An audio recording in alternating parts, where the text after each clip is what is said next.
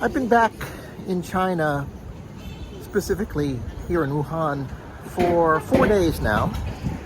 5 if you count the flight in the other night from Thailand. And it just occurred to me that I still haven't seen another Western face. Still haven't seen white guy, black guy, brown guy.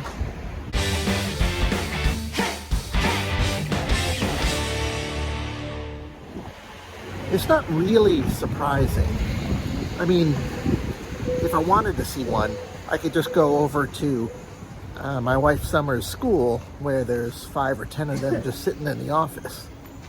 But you know, it's kind of striking. And today, what I really, oh, by the way, my name is Jesse, and I want to thank you guys for watching my channel. I do want to talk about why people are not here in China, why Westerners are not here in China in numbers that they were years ago. You know, some of the reasons are kind of obvious, but there's a lot of subtle reasons as well, and I'll go through them. But really in this video, I want to make the case for travel. I want to make the case for coming to China at a time where you can go somewhere and very likely not see another Western face. You know, for those of us who travel, and those of us who travel internationally, you know, isn't at least part of the goal to go to another culture and see the unvarnished version of it, not the touristed, not the hermetically sealed beach resort type of it? I mean, to each his own. You be you, and if you enjoy, you know, just getting away to a wonderful beach resort, you know, go for it. But I'm talking about for people who want to, like I say, see the culture as it is, as opposed to, you know, what maybe the tourism industry or the government wants it to be. This is a great time to travel to China. 4 days isn't much of a sample size, of course, and Wuhan isn't Beijing, it isn't Shanghai. So, you know, if you're traveling, and especially if you're traveling to China for the first time, you'll probably end up in Beijing or Shanghai or someplace like that, and you will see Western faces, but as I'll go into, you'll see a lot less than you would have a few years ago.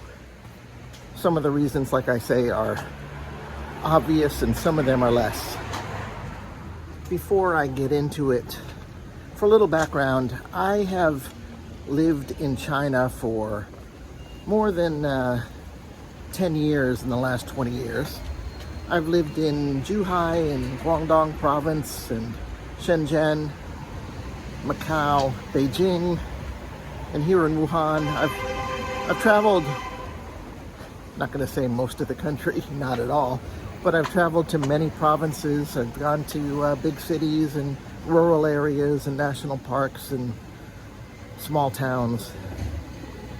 And I think this is a wonderful, I mean, if you just think about China's, you know, place in the world, not just its incredible history, but how it's changed in the last 40 years. And mostly, you know, people are people, which is a good time to segue into the reasons why people aren't coming to China.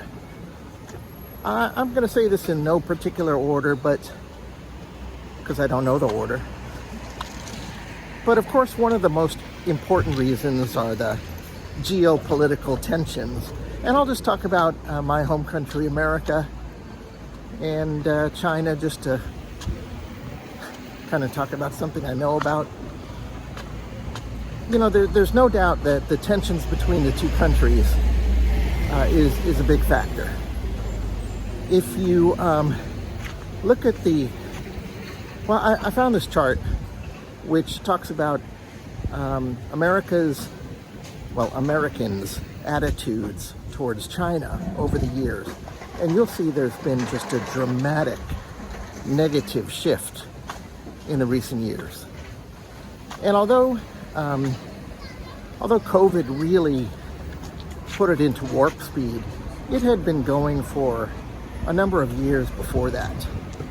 And now the tensions are ramped up to the point where, you know, the State Department and the international business community, they put out these, you know, travel warnings, and they talk about the possible bad things that can happen. And I suppose bad things can happen. There's no doubt about that. But is that really a reason to, you know, kind of wipe an entire country with a fifth of the world's population off your list of places you might want to go?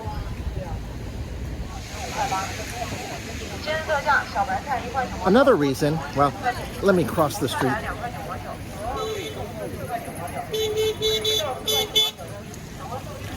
Okay. Oh, let me go back a second to the point I was making. Well, the sentence I was making about people are people. You know, as I go around to the little noodle shops and walk around the mall and see people on the subway, you know, they like seeing foreigners.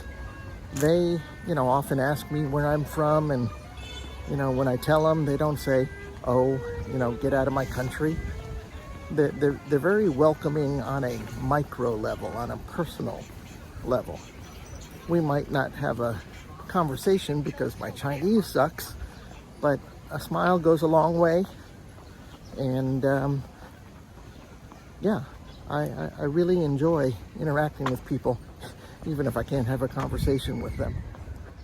Okay, another reason that is difficult, or that makes it difficult, is, well, the whole difficulty in obtaining a visa, in getting a telephone number, using digital currency as opposed to cash, which everyone does here. There's a bit of a learning curve.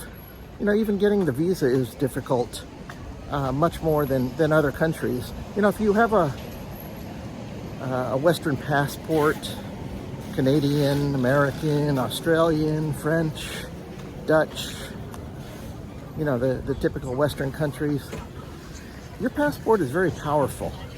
And you can get into, you know, well over 100 countries without a visa. And then, like, if you're going to a country like Vietnam, which still requires a visa, it's an easy online process. It takes you less than 20 minutes. But you can't do that with China. You know, you got to go through the whole, you know, consulate or embassy process. Hold on, walking through a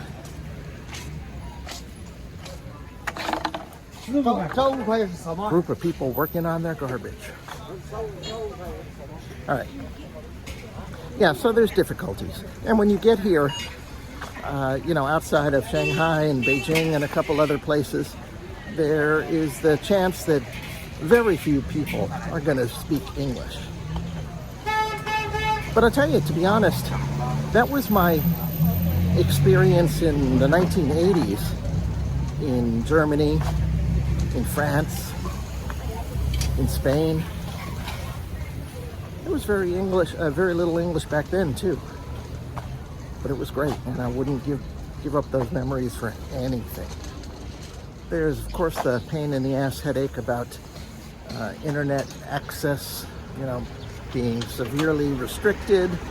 You know, you can't get on Google, you can't get on YouTube, you can't get on newspapers.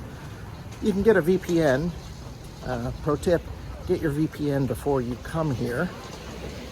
But yeah, you never know if you're being, I don't know, surveilled in some way if you are not using a VPN. And yeah, I can experience. Nobody wants that. And regarding the English proficiency actually has gone down here in China, or at least it's not improving because the government has, shifted its focus in schools, and there is less English being taught by the hour than in previous years. So, yeah, that's not so good. And it's more expensive to get here than it used to be. Before COVID, there were many more airplane flights than there are now. The number went down to basically zero during COVID, and they've been slowly getting back, but really they haven't been too enthusiastic about it. I imagine because of these global tensions and, well, because demand is down. And actually, these are all reasons why I'd make the case for travel. Try something new, explore the world, take a chance. Last year, Summer and I went to Guizhou province, a hilly, mountainous, poor region. We had the best time. And this weekend, we're heading out to a part of Yunnan province in the southwest of China that is only kind of opening up for tourism. And when I say tourism, I mean for Chinese tourists.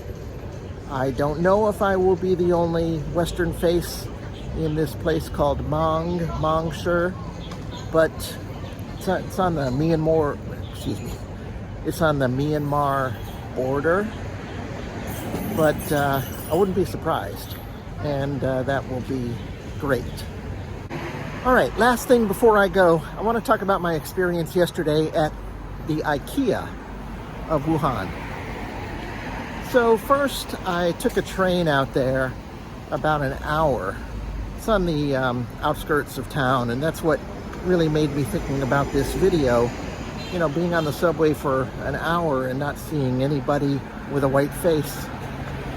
But the reason that I was going, I was meeting Summer, who was driving from work, and a few months ago, she had sent me a picture of what IKEA was serving at its restaurant.